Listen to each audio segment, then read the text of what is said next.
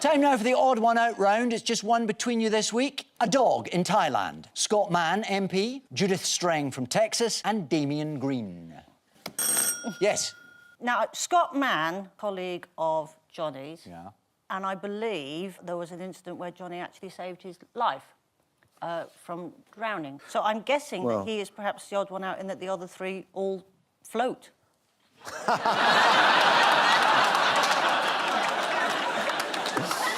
Is that right? Did you save his life? Yeah, I mean, it's just because I thought he had my wallet, actually. He got sacked from the Tory party, or did he resign? Damien Green's still an MP. He was Deputy Prime Minister and then had a slight... There was some porn found on a computer that he had access to, and the other three people featured in the film he was watching. They've all been rescued at sea, apart from Damien Green, who had to be rescued from a river. He was thrown in as part of a student prank while studying at Oxford University. But more recently, who did Damien Green have a run-in with outside Parliament? Yeah, so there's a set of protesters that are, like, permanently outside Parliament, so that when anyone goes on TV, they just heckle with quite amusing abuse, to be honest, some of it. But obviously some of it's not. And Damien Green came off an interview and met this chap who's dressed in a European flag and told him that in a contested field, you are by far the biggest here.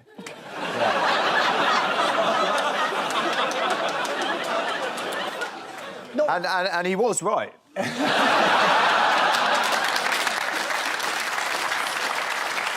Let's have a look. Hello, can I ask how you're feeling about the vote yesterday? No, you can't, because you've just tried to shout over an interview I've done, like you do everyone else. I didn't. I was singing. You are the biggest wanker.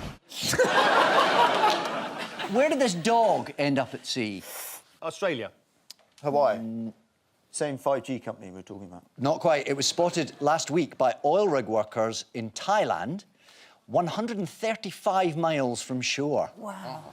Who threw that stick? Wow. And finally, where did Judith Strang from Texas end up in the sea? On holiday, was it? On holiday somewhere? Yes, she was on a tour of... The fjords. She was in Iceland. She sat down on some ice which had formed in the shape of a throne and was promptly carried out to sea.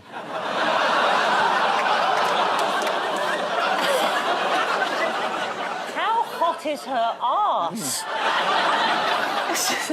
The iceberg incident happened a couple of weeks ago, after which the accident-prone granny completed her tour of Europe with a trip to Paris, where she lit a candle in Notre Dame. Time for the odd one out round. Paul and Bernard, Antigone, Samuel Pepys, Bernard Cribbins, and some Franciscan monks in Leicester. Antigone. I don't know anything about that. I did the play once. Something to do with your career, Bernard. Storytelling? Storytelling. No. Well, we'll keep going. We know it. It's to do with holes and burying. Ah. Because hole in the ground. Bernard did a song called Hole in the Ground. Hole in the ground, yeah. How did it go? There I was, a digging his soul, hole in the ground, so big as all around he was, and there was I. It was Noel Coward's favourite when he did Desert Island Discs. And he said, if you could only have one record, Mr. Coward, which would you take? He said, I'd take Mr. Cribbins doing Hole in the Ground. Why? I could translate it into French as I walked up and down the beach. True.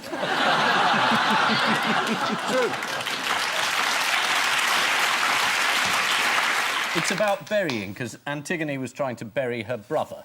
Ah. And her uncle wouldn't let her. The Leicester must be the Richard III burial.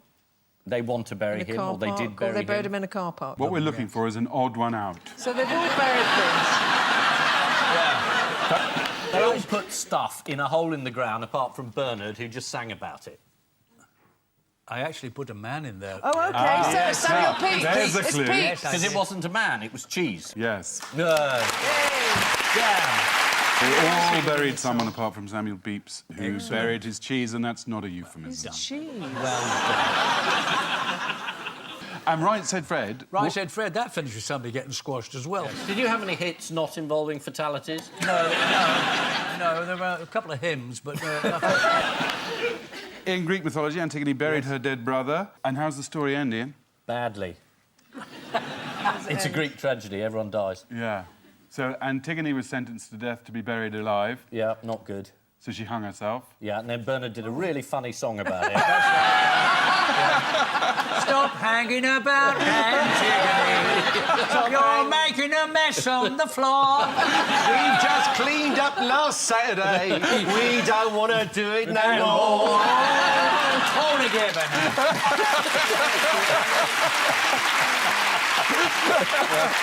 Because they've all buried someone, apart from Samuel Pepys, who buried his cheese to save it from the Great Fire of London. The monks who buried Richard III wore grey garments and were hence known as the Grey Friars, just as those who wore black garments were known as the Black Friars, and the profound thinkers who ate a lot, the Deep Fat Friars.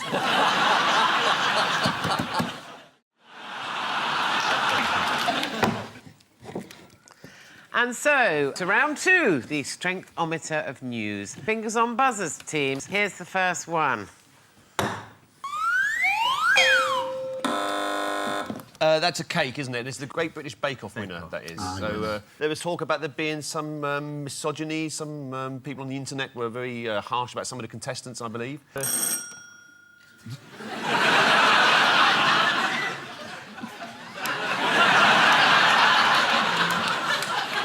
Go on, what is it now? We were just going to tell you who the people were. The gentleman on the left is Monsieur Raymond Blanc, the television chef, and he tweeted what appeared to be a sarcastic remark about the winner 24 hours before the winner was announced, and possibly spoilt the whole competition. But he got it wrong, because it wasn't the winner. Indeed, he said, you know, French is my second language. Theresa May then phoned up and said, oh, you're some froggy waller, are you? Well, get out! Get out! This is what he tweeted. The Great British Bake Off, not much skills, female tears, and a winner so thin who makes me doubt her love for great cooking, baking. Who did that text refer to? It referred to Ruby. That's Ruby. Ah, yes. But you can't really tell how thin she is there, because she could have, like, a really massive body under there. Must have more photos of myself taken from that height. And this is the winner. Francis. Right. And a lot of Bake Off fans were furious. Yeah. What did former finalist Mary Ann Boormans compare the situation to? Do you know? No. The end of the Crimean War. She said it was like someone saying Snape killed Dumbledore before you've read the book. Good grief. Have you all read Harry Potter? Oh, no! My children and grandchildren are watching this. You've just ruined 7 people's childhood. Well, good. Let's see what Frances said about her personality. My key ingredients are a dollop of randomness, a teaspoon of wonder, a pinch of eccentricity, a drop of serendipity, a handful of curiosity, a fluid ounce of fun, and a cup of cold sick. So, this is the grand final of Bake Off, which I watched this week. It was contested by 3 female cooks, which is odd because I happen to know for a fact that the best bakers are all male, and they're all called Greg. One of the finalists, Ruby Tando, received a lot of coverage for her looks. She complained, saying, if I see one more person use the pun doe-eyed, I will personally go to their house and force-feed them an entire Charlotte Royale. Ruby, you're doe-eyed. Yeah.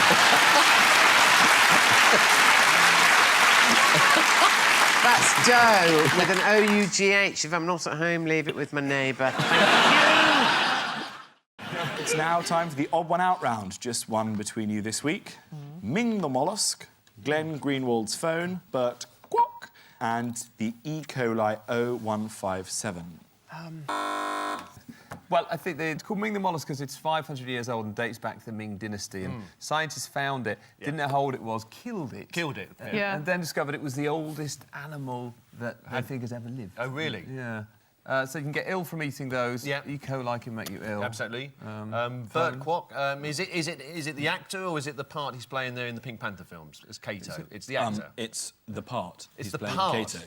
Give us a clue. Yeah. Containing the answer. Oh, cold. Cold. Oh, right, OK. Yes, Kato was hidden in a fridge. Yes. He was hiding in a fridge in one of the films, shot in the dark, I think, and he comes running, bang. So it's about people being put in fridges. The mollusk was should have been put in a fridge and it would have survived. Kato jumped out of a fridge, he was all right. The E. coli bacteria is all right if you freeze it, and it's the bloke with the phone.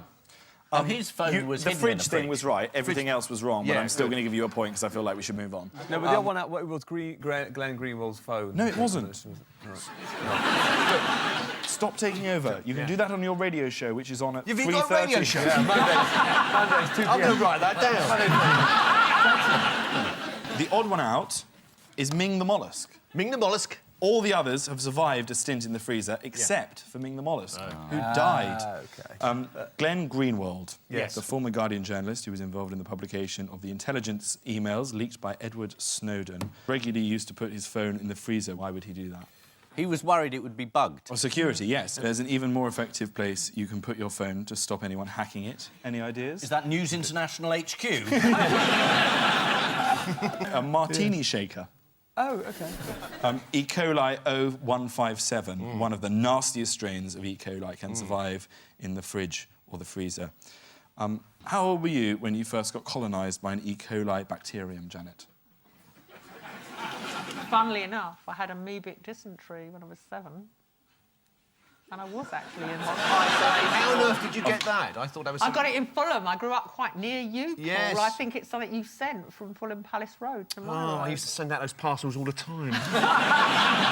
Ming the mollusk was an ocean quahog, a type of clam. How easy is it to date a clam? Well, you have to get them drunk first. There's an app called Chowder.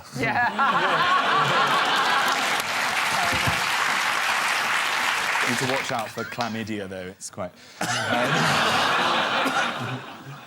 No, I've never dated a clam before. No. Pulled a few muscles. But if nothing else, this story brought out a certain solidarity amongst headline writers. What do you think the Independent, the Mirror and the Mail all went with for their headline? Clam dead after 500 years. No, that wouldn't be very good, would it? Shuts. Clam shut. Clam shell, clam shut, clam... Tears, cry. Yes. Clam claps mime artist. No! Are you taking the piss? You know what it is now. No. You do. This is what stupid people look like. I've never seen anyone worse at charades than you. No. That is a very good clam mime. We got the clam bit. Oh, sorry. The sad bit, the sorrow. What would happen? Oh, damn, it's such a... A shame. Crocodile. What a shame! Calamity! How calamity, Ian! No, that's terrible. No, Ian, it's obviously terrible. It's a calamity. I'm not mad, am I? You all got that.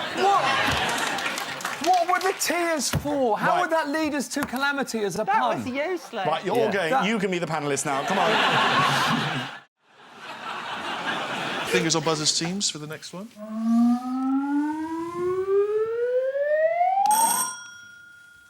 Have they shut the Humber Bridge to stop people going to Hull? Stop people going to Hull. Yeah. They don't want any more tourists. They've got enough. Maybe they're trying a new slogan, Hull, one letter different from hell. Could be it, couldn't it? Well, you're in the right neighbour. Both of you in the right neighbourhood. John Prescott's from Hull, or he's MP for Hull. Yeah. That's why they just close Hull. Yes. He's not an MP anymore, is he? Other than being no, he's Member of the House of Lords. Oh right, he's a lord in Hull as well. Is he the Lord of Hull? Well, I don't know. I am the Lord of Hull. It is to do with Hull, but it's actually The Economist magazine. They have a very specific view on Hull. It should be shut down. Is that what they... Absolutely right, yes. The Economist magazine thinks that the city should be closed down along with Burnley, Middlesbrough and Hartlepool. Closed down? Just closed down. Why? The Economist described any efforts to save struggling northern communities as misguided. You lived in Leeds, didn't you? Yeah, I was born in Leeds. You were born in Leeds? Yeah. Should they close that down? Leeds is doing very well. It's Is it doing- thriving. Have you heard of Leeds, Ian? Yes. Yeah. There's a football team in Leeds, isn't there? There is. Leeds United. Yeah. You see? Local knowledge. Paul, any view on Leeds? So good they named it once. Yes, this is The Economist magazine's plan to shut Hull. Grim, dull and uninspiring. The Economist comes out every week.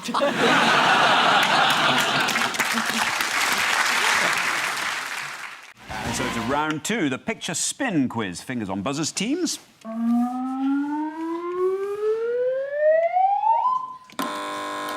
The royal family have been hit, like all of us, heavily with finances, and they've started up a two-person do-it-yourself team. Liz and Phil, no job too small. No, I think this must be about Buckingham Palace. It's got to be renovated at a cost of... £370 million, they say would be the thing. Yeah. There have been calls for the Queen to contribute to the Buckingham Palace repair bill. She could write a cheque, or she could do what she did with Windsor Castle and burn it down for the insurance.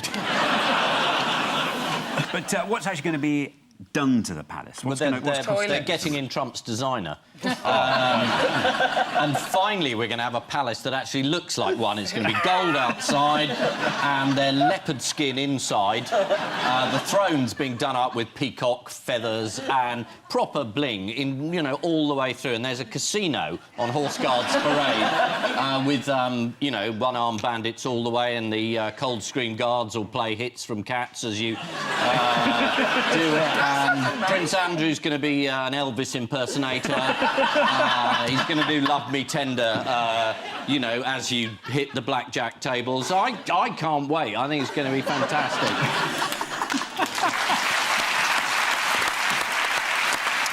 According to The Guardian, the work will cover 2,500 radiators, 152 toilets, 280 sinks, and even replacement of the old boiler. If only, muttered Charles. Several of the gas boilers at Buckingham Palace need replacing, and, of course, the engineers who do it will have to be Corgi approved. There was a joke in Private Eye that was very similar to that. Do you remember it, Ian? I do. It's in this issue. It was similar in the sense of being identical.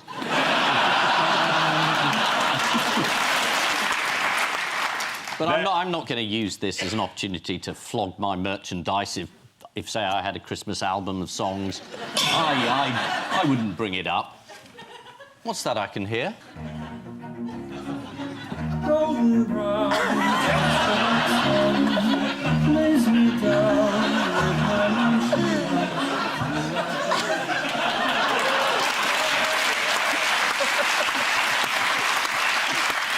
I've played that song to my wife as a punishment. You know it's a song about heroin, don't you? I do. I think it's a song about a state of mind. Caused by heroin. I thought for years it was about Gordon Brown.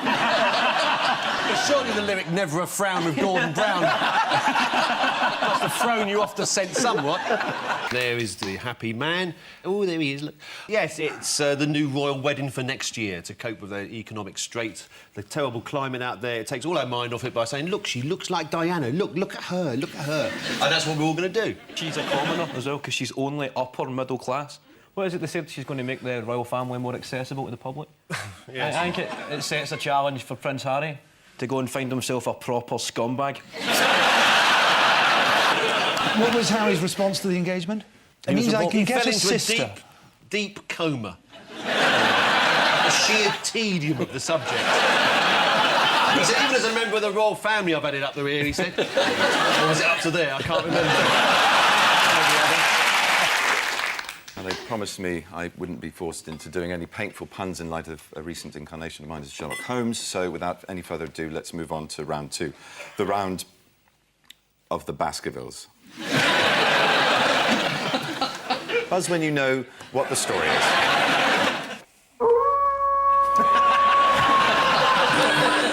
Yes, this is the Kim Jong-ling, whatever his name is, and that's his son there. He's had sewn onto his lapel. They sat in the Korean town square and watched these idiots parading up and down with their boots, identical marching and stuff. Just a ludicrous display of conformity. Yes. Yeah. Is pretty much what this is about. But let's just get the North Korean names straight, shall we? Yes, do. Who's this? That's Kim Il-sung. Kim Il-sung, the previous dictator. Yeah. Oh, right, yeah. That's Kim Jong-il. Yeah. Looking a little bit lonely. Now for his son, Kim Jong-un. It looks like he might bring hope and optimism to a beleaguered nation. And so who's this then? It's not Danny Dyer. Is that the other son? It is the other son, Kim Jong-nam. He's not got the job as next dictator. He's given it to the younger son. Because the father didn't like him. Do you know why he didn't like him? Was it the hat? Did he dislike him because he's got a small lampshade tied to his index finger? There's another fathers that put them right off you. No, he wanted to visit Disneyland Tokyo. ITV had a man in the field there, and the intrepid reporter attempted to assess the relative popularity of the Kims. Let's have a look how he did it. There are no opinion polls in this country of dictators, but I did get a chance to carry out an extremely unscientific measure of the young general's popularity. Well, let's see how popular the new leader will be. Kim Jong-sung. Kim Jong-il. Kim Jong-un. Much more popular.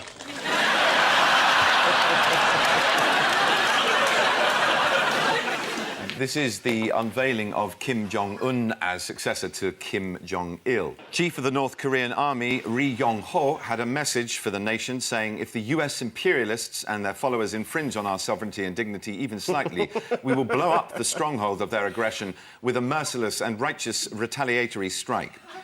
Adding LOL, smiley face, kiss, kiss. I'm sorry for Kate. I don't know. I just saw her this week and I think that she's just looking thinner than I've ever seen her. That's what journalists always say. Oh, she's so thin, isn't she? No, I absolutely don't mean it like that. Have we seen the birth of a new mime artist? Don't be horrible to me again. You were horrible about me in private eye, and I rang you up. Yeah, it's okay. And I rang you up, and you just went, yeah, no, sorry.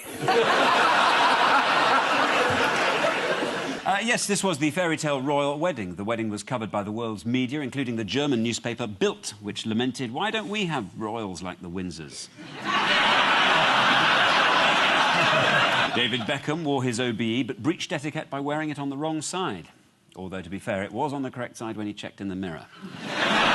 What's going to happen at Buckingham Palace at precisely 12:30 a.m? Oh, they're turning the lights off. They absolutely are. And all the foreign crews are furious, because their audiences will have just woken up.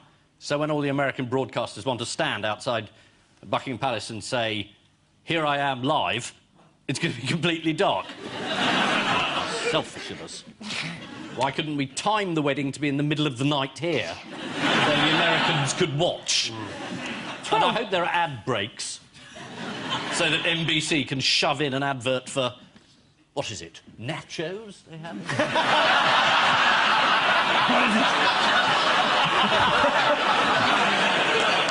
According to the Telegraph, Kate has invited her very first boyfriend, Willem Marks. I like Williams that are too posh to bother with the E bit. It's very posh. Willem. What's your name? Is it Bill, Will, William, Willem? There's even a video wedding book for the public to sign. So let's have a look at some of the messages of goodwill and affection that have been left so far. Royal wedding will cost in one day half what the UK spends yearly on help for the unemployed. Oh, lovely. May their long and happy marriage be the last one of the monarchy of the UK. Vast numbers of people couldn't give the tiniest shit. Do I need to do this number 6 once? Helen Mirren. Yes, sorry. Oh, that's right. nice. We'd all like to do Helen Mirren, but we don't do voice show, mate. That's what we're doing here. Helen Mirren played the Queen, of course. Oh, right, yes, yeah. And here she is, talking about John Gielgud on BBC Breakfast News. So that always inspired me. He always took kind of edgy choices. Yes, and he swore a lot, as I remember. And there was well, in that sort of wonderful voice you had. Exactly. that was you the little comedy. shit. Oh, no, you can't say it. Take that back. No, it was in the original pre-recording this time. If you heard that, we're very sorry.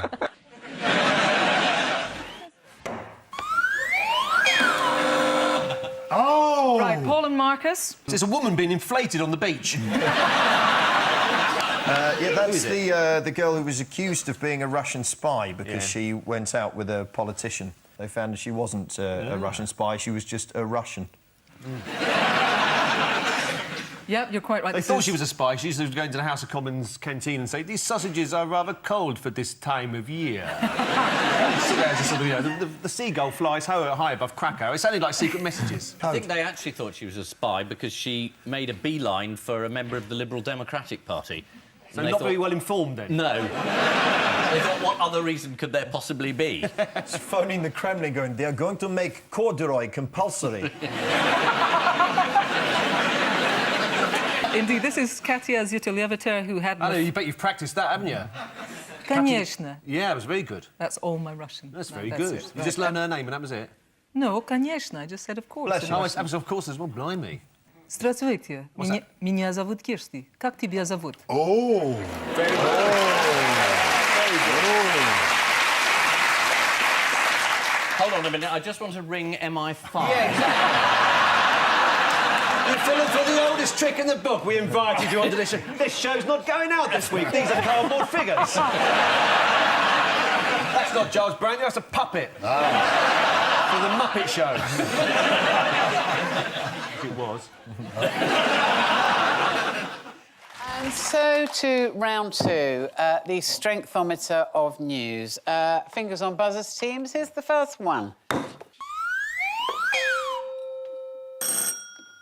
It's the London Marathon. There was a row with the Guinness Book of Records about whether this nurse should get a record for doing the shortest time dressed as a nurse.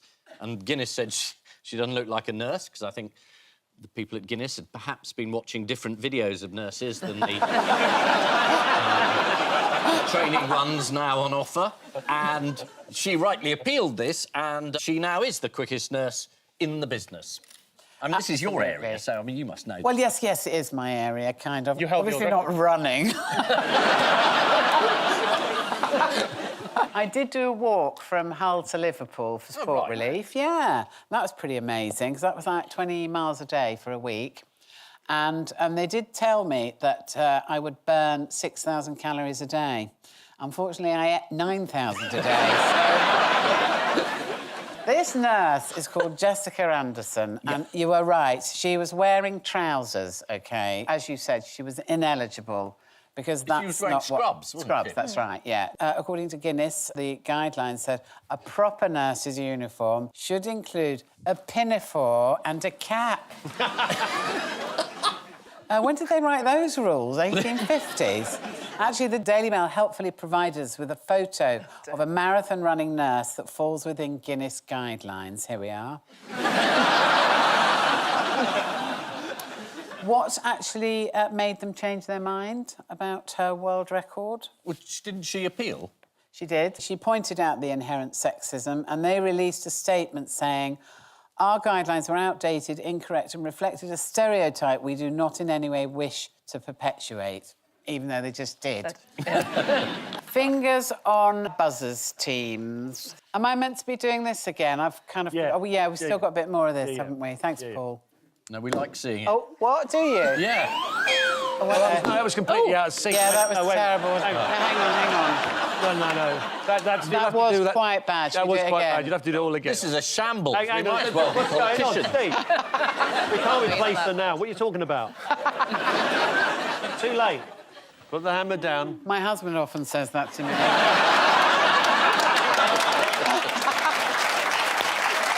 OK. Fingers on buzzers, teams.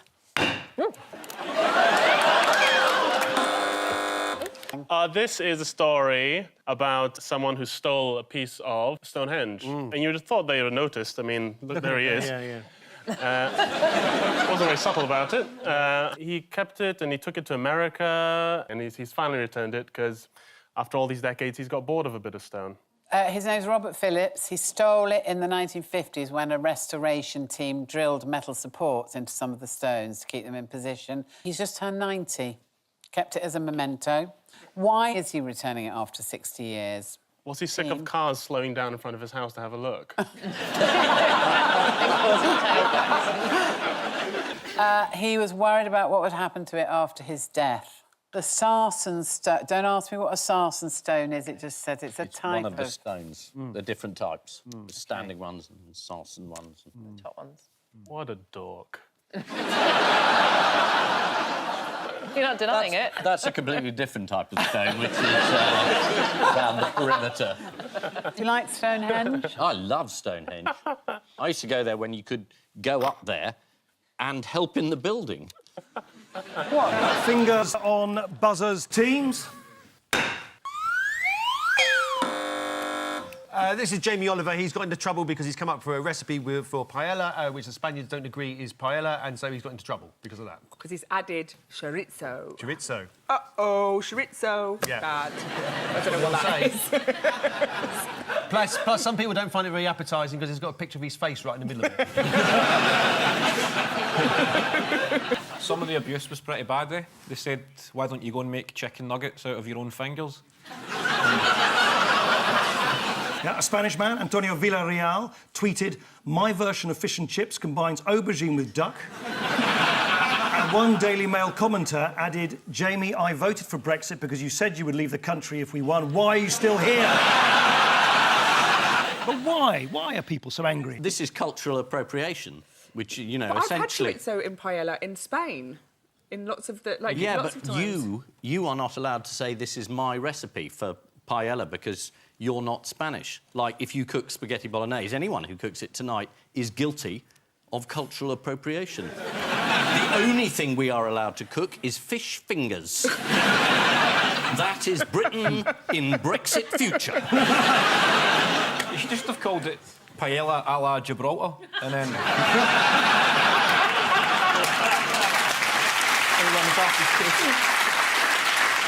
No, your wife is Spanish. Yes. What would happen if you put a bit of chorizo in the paella? Oh, well, there are very strict rules of what should and shouldn't go into a paella. And finally, something Nick's expert on. Can anyone tell me what Jamie has named his newborn son? Is it food-related? Yeah. Basil. Oh, Non-stick frying pan. George Foreman.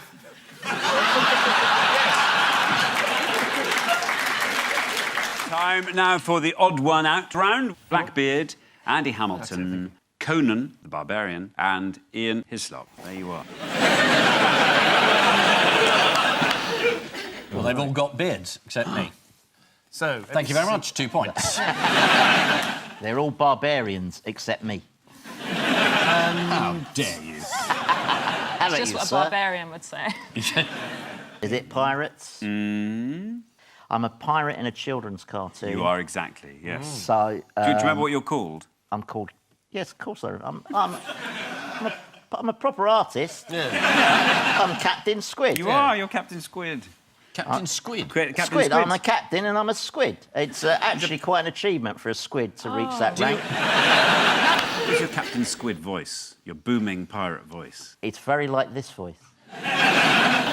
This is about having a parrot. I had a parrot when I was young. Ian's the odd one out. He's not a pirate. Yes, you're right. Ian has never been a pirate, but like many legendary pirates, he did once own a parrot. What was your parrot called? We were a very imaginative family. It Oh, was this is called gonna be Polly. It was a grey African parrot. Did you teach it all your catchphrases? And those would be, Alexander? Yes. I don't know, catch looks, maybe.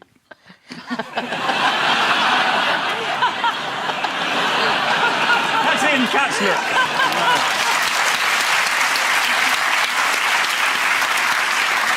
We had this parrot in Nigeria, where we were living when I was very young. And it was a lovely parrot, and it did a certain amount of talking in English. I'm too good for this place. I really shouldn't be here. Yeah. What do we know about Blackbeard? He used to set fire to himself, didn't he? He did, Yeah, he used to put fireworks in his beard. Exactly. He would weave wicks laced with gunpowder into his hair and lit them during battle. Here he is, got a picture of him. He runs a coffee shop now in Shoreditch. I've seen him. It's vaping. That's still happening. Blackbeard was an infamous 18th century pirate in the Caribbean, known for his drunkenness and violent reputation. In fact, Johnny Depp used him as an inspiration for the character Johnny Depp in real life. Who's that playing Conan the Barbarian? Arnold Schwarzenegger. Yes, that's right. One recent review of Conan the Barbarian read simply, terrible film, terrible actor, terrible apprentice ratings, sad! Exclamation mark. Yes, they are all pirates apart from Ian, although he did once own a parrot. I was a pirate, actually.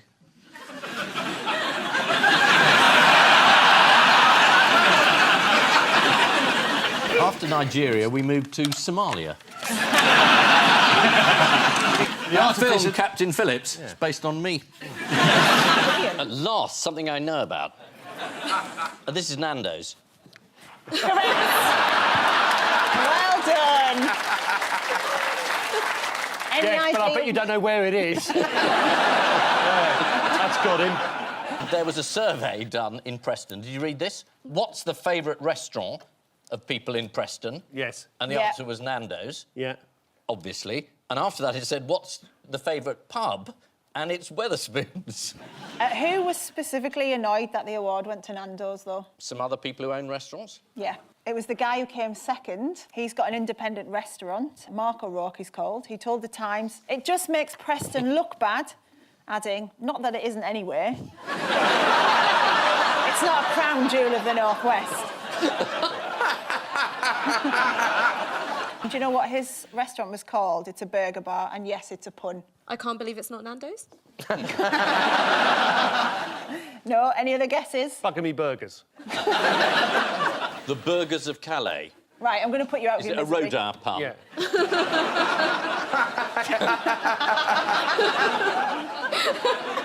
They'll get there. It's named We Don't Give a Fork. The awards organiser, Mark Whittle, defended the wins for Nando's and Wetherspoons, saying, "It's good to recognise them publicly. They are the very reason many people visit Preston." Why else might people visit Preston?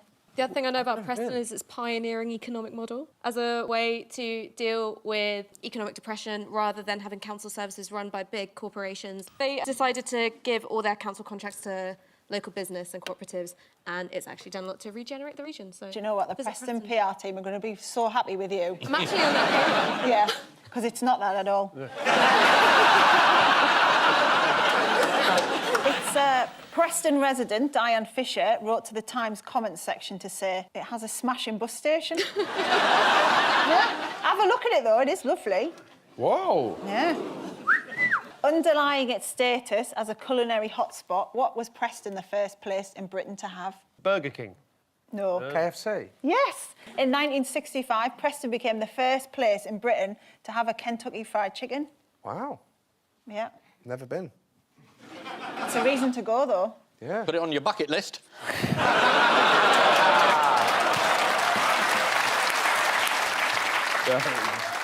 Finally, Yeah. why has whole earth peanut butter been taken off supermarket shelves? Because it's not what it says it is. It's because its ingredients label says it contains walnuts, but accidentally they've written that in Dutch. So people might not be able to tell there's walnuts in it. Does anybody know what the Dutch is for walnut? Hofmeister. Walnut. Walnut. You can see the problem, can't you? Yeah, that could confuse a stupid person. At the end of Wayne Hennessy if he's got a walnut allergy. And so to round two, the picture spin quiz. Fingers on buzzers, teams. This is the very irate people of Cornwall who are upset that weathermen are standing in front of their part of the nation. She's not, though. No. She's got the hang of it. This is Cornwall-compliant weather forecasting. By the way. Yeah. It looks as though it's very hot in Cornwall, though. The Isle... Quite like to go. Absolutely right. I think we should have a look at some examples that have been cited by the people of Cornwall. Here's the first one. And then there's this. Yeah. And finally... How far have the Cornish complaints gone? To London.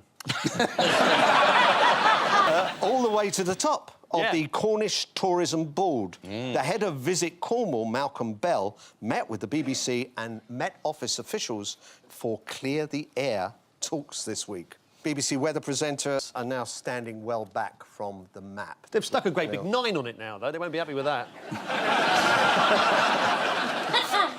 Why might the Met Office change the way it names storms?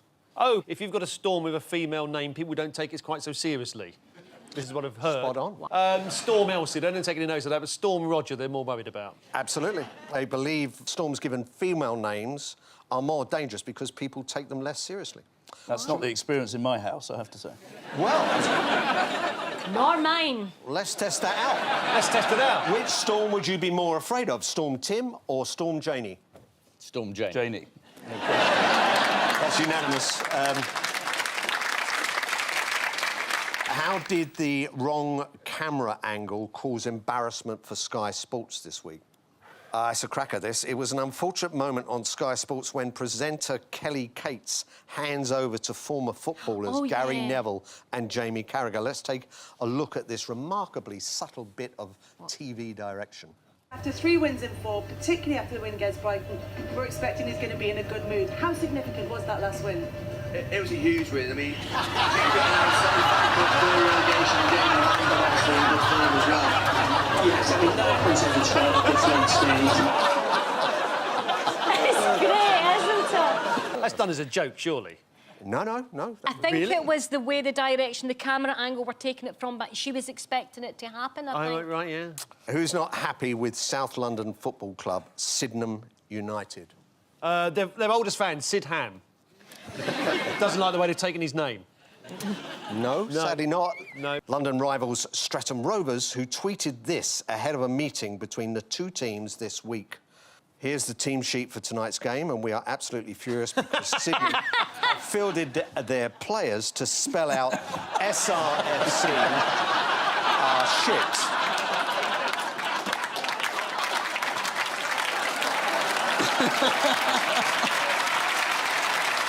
That's beautiful. Streatham went on to tweet, "Glad some of you are finding this amusing, but I'll tell you what, the gaffer has stuck this up in our changing room, and that's it. No need for a team talk. The players will be well up for this." They lost 3-1. This is the Cornish Tourist Board complaining about BBC weather presenters. A spokesman for Visit Cornwall said the problem was that people watch the forecast and make snap judgments about whether or not they will travel down for short breaks. To which a spokesman for Visit Salisbury replied, "You think you've got problems?" What is the press's counter-argument? He's the prince, he's the second son. It's his job to provide entertainment. The first son is there to be boring. And William's doing that terrifically. And he goes to Canada and says good evening to moose and, you know, other animals, and that goes very well. And the second son, you know, we want a bit of action, bit of raunch, bit of American actress. So that's his job. To be... Interesting, naked, like Princess Margaret, pissed. This is Prince Harry's formal complaint about the treatment of his girlfriend, Meghan Markle. According to The Times, Meghan has been subjected to a wave of sexist and racist abuse. Well, if he will take her round to see his granddad. Where else has Britain been falling down in our dealings with abroad?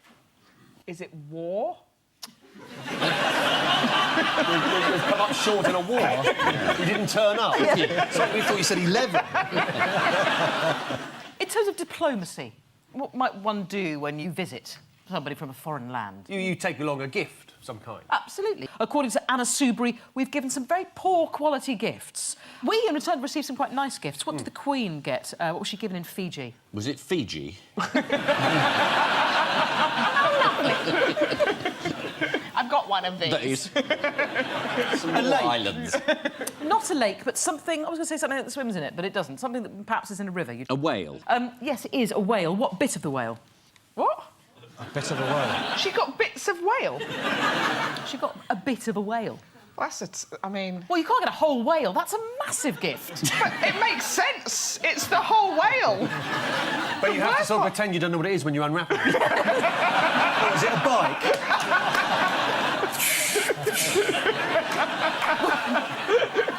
Yeah, that's the thing. When gift wrapping a whale, would you cover the blowhole or not? I think you'd have to. For reasons of national security. Otherwise, you'd be giving it away, wouldn't you? Yeah, Your Christmas present just eaten 5,000 tonne of plankton. It wasn't a whole whale, can I say? It was not a whole whale. You're saying it like it's not as bad because it wasn't a whole whale. That's why I'm upset. Like, was it just his eyes? Like... No, slightly lower than the eyes. His nose? Do they have noses? Was it a whale tooth? Yes, it was. In my sad universe, I like to think they painlessly extracted and then let it go on its way. Yeah. This is for the Queen!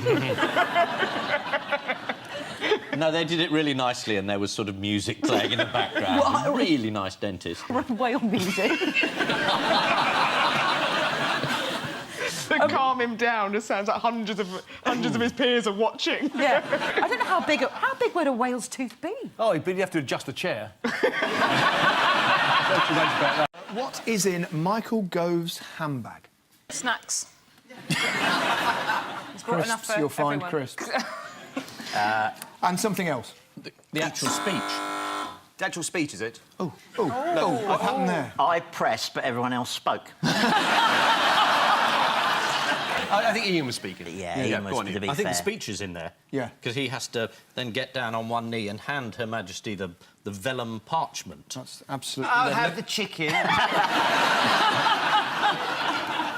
Original sprouts. I mean, if you took a woman in her mid-80s and piled layers of fur on her and then put an incredibly heavy hat made of gold on her head and then made her read out 10 minutes of meaningless drivel, you'd be reported for abuse of the elderly, wouldn't you?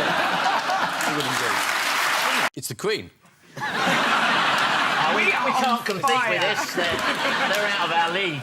Somebody must have told them. Yeah, they've been sent off in advance. Yeah. The Queen used Twitter for the first time from the Science Museum, the National History Museum. Science Museum, I can read it there. Oh, right. Oh, you and your skills. Skills, I know. I'm just showing off now. Yeah, she did a tweet from the Science Museum. What did her message say, anyone? Here I am. This is my first tweet from the Science Museum. Basically, that was it, wasn't it? That is pretty much it. Yeah, it's a pleasure to open the Information Age exhibition today at the Science Museum, and I hope people will be visiting Elizabeth R. That's a bit dull, Elizabeth R, isn't it? She should be like hashtag top bitch or something like that. That would be appropriate, That would be modern. Modern, yeah, absolutely. The Times called the tweet not a classic of the genre. And what's she been accused of by the Mail? Is it not paying the minimum wage? She's not paid the minimum wage? No, no. How can she afford a hat like that? Poor woman. Is that not the story? She's been accused of fakery.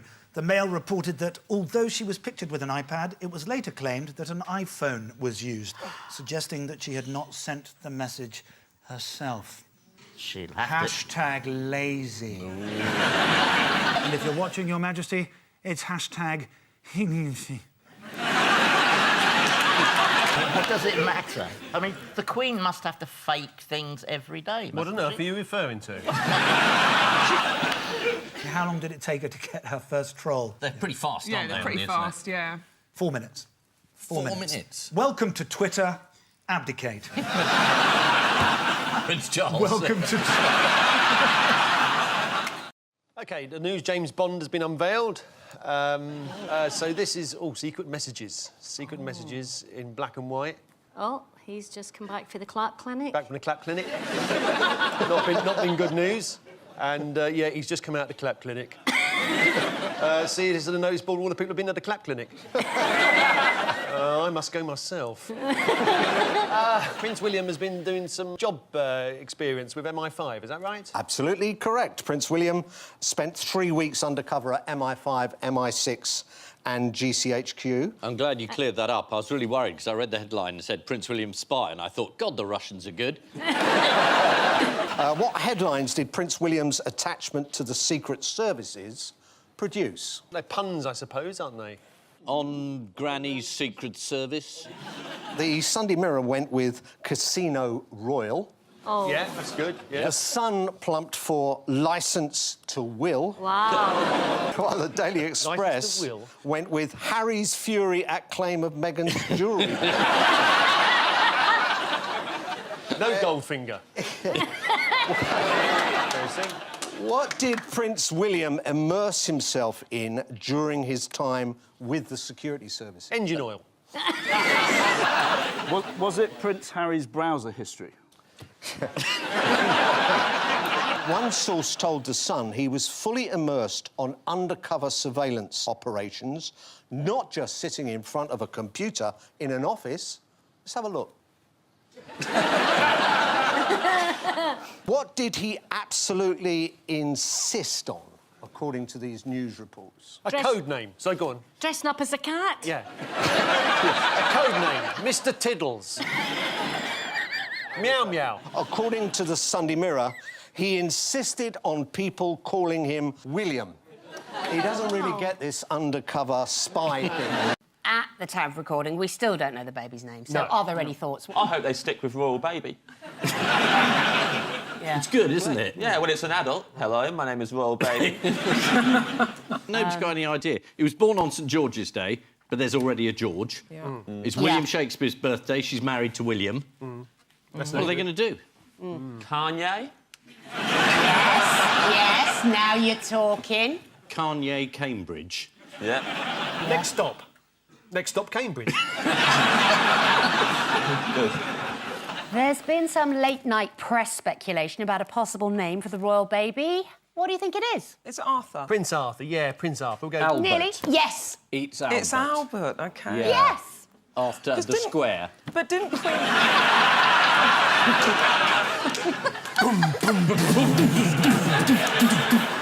He's not your baby, he's mine. Leave it out.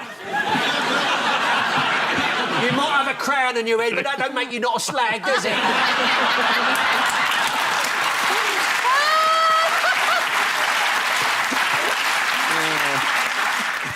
What is the fastest growing language in the UK? Emoji. It is emoji. In which I happen to be fluent. Oh, laughing face, crying face, poo?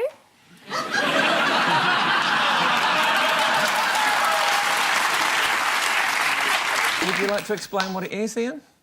It's not language, is it? It's people putting little drawings on texts. People using symbols to create communication. Yeah, it's not a language.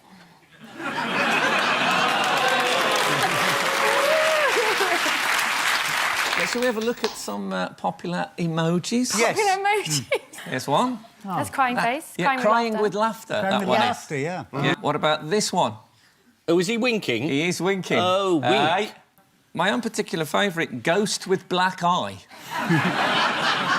Carrie, you seem fluent. I am fluent, definitely. In What emoji. is ghost with black eye? It's just like, woo.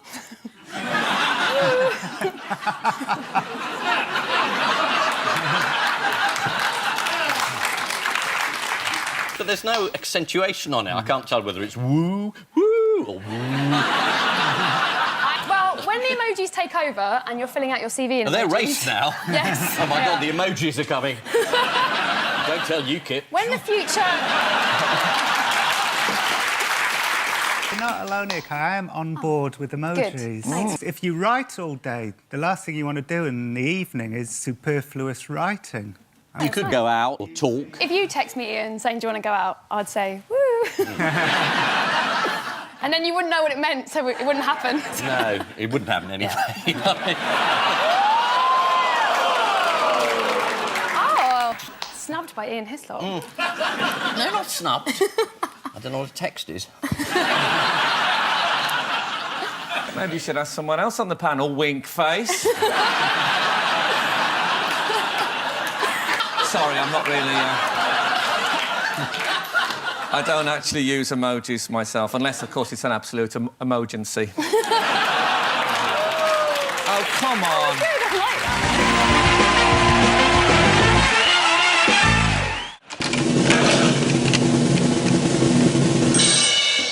Goldman Sachs, they've been caught out, and the Americans are charging them with fraud.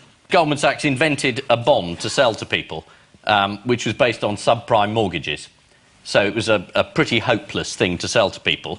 But they designed it to lose money, because one of their other clients was a big hedge fund manager who were betting on the bond to lose. So Goldman Sachs was selling this bond to you, saying this is terrific, behind the back going to one of their clients, bet on this is complete rubbish.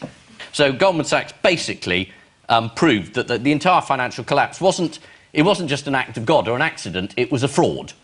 Can I just interrupt at this point? Yeah. Because I should make it plain, the law being as it is. Yes. Goldman calls the charges completely unfounded in law and fact. What does Sachs say? Yes. completely what can agrees you with do? him. You get caught, you get caught.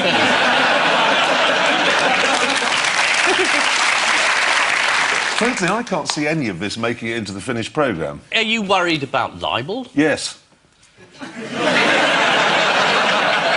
Unlike you, I haven't ever been done for it before. I think there's very little chance of you getting any more than 2 years. Yeah. And anyway, Jeremy, backstage, gear. you were saying what a bunch of crooks Goldman Sachs.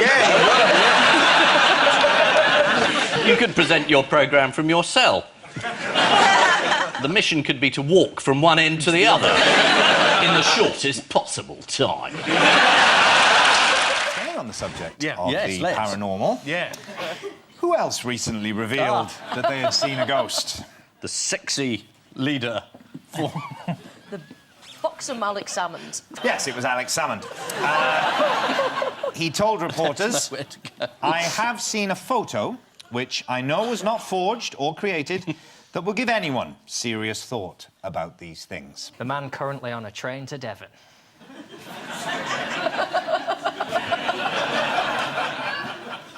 Hello there. Would you like to see my SN penis?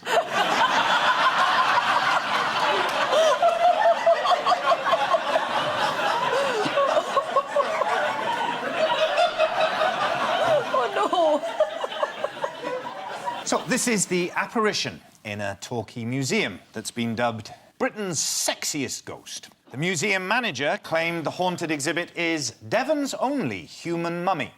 And having seen some of the mums in Plymouth, I think he might be right. Next, Peter Adams analyses Reginald's what? It's got to be bonsai, isn't it? Oak. Peter Willow. Adams analyses Reginald's tree and finds it isn't bonsai, it's just very far away. No, it was bonsai. It was Peter Adams analyses Reginald's bonsai. Here's Peter Adams in bonsai focus. It's his actual size, obviously. Several celebrities own bonsai trees, such as Ronnie Corbett. He likes a bit of shade. Does Tom Cruise have a bonsai as well? Hey, don't slag Tom off, all right? It was just a normal-sized tree. Leave him but you alone, made leave it him look- alone. He's suffered enough. Did you go and see him because you're going to have a remake of Twins, the Danny DeVito and Arnold Schwarzenegger film?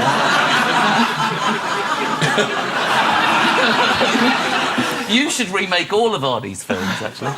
It'd be You have fantastic. been well and truly rumbled The there. Terminator. Yeah. I'll be back. I'm telling you that. I will be back. I'll bloody be back. I'll tell you that. I'll be back. Big commando facing all those people. Oh, watch it, lads. Someone's Yeah. going to get hurt. Is there any other impressions you do other than me? I do Tony Blair, but then I sound like him anyway.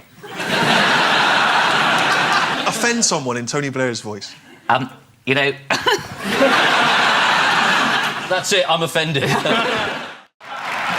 Next, huge duck army. What? Huge duck army absolutely massacres tiny duck army. Faces massive bill.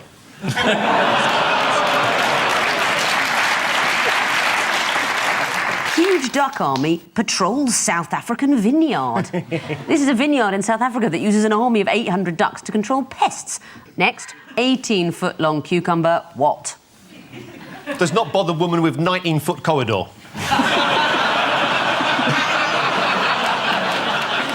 18-foot-long cucumber available for events. The Cucumber Growers Association. Oh, that must be the finale for the Daffodil Festival. Yeah. Here it is. Is that real?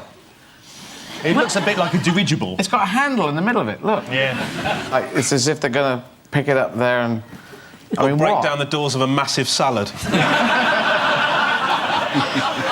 Next, bald men on high alert. What?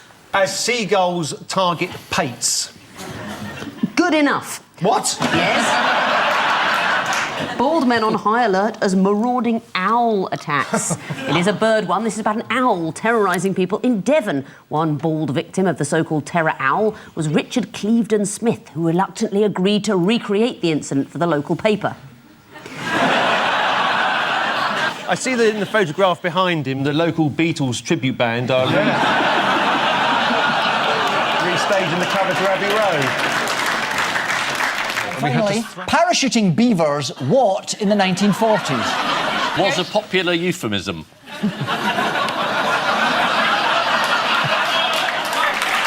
what? invading Crete. Creek? Crete. Oh. Oh, sorry, you were on a beaver theme.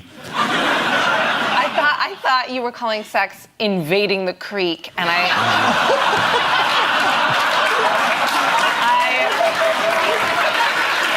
loved that. I loved that. Well, we can do a retake if you like. It's a more interesting answer than the rather obvious. Parachuting beavers killed 15 civilians in the 1940s. Were they trained by MI5? Yeah, but you can't direct the parachuting beaver. Once he's out there, he's out there. Good for all those German dams, though. Parachuting beavers imitated Churchill. We are parachuting beavers. Parachuting beavers thrown out of planes in the 1940s.